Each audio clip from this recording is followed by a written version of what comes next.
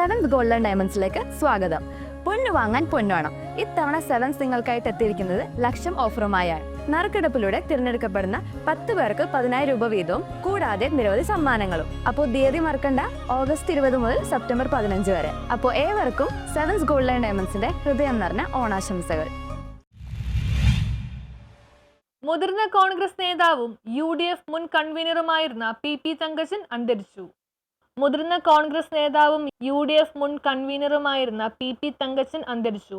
86 വയസ്സായിരുന്നു. വാർദ്ധക്യ സഹജമായ അസുഖങ്ങളെ തുടർന്ന് ആലുവയിലെ ആശുപത്രിയിൽ ചികിത്സയിലായിരുന്നു. വ്യാഴാഴ്ച വൈകുന്നേരം 4:30-ക്കായിരുന്നു അന്ത്യം.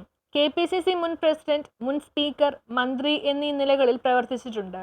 1991 മുതൽ 95 വരെ സ്പീക്കറായിരുന്നു. 95-ൽ ആന്റണി മന്ത്രിസഭയിൽ കൃഷി മന്ത്രിയായി പ്രവർത്തിച്ചു. 1982 മുതൽ 1996 വരെ പെരുമ്പാവൂർ MLA ആയിരുന്നു. K കരുണാകരന്റെ അടുത്ത അനുയായിയായിരുന്നു PP Thankachan.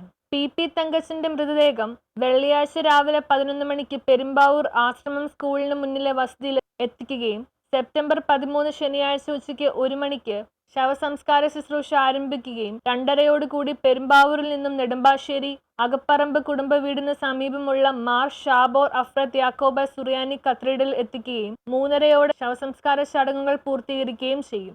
News desk, Kochi.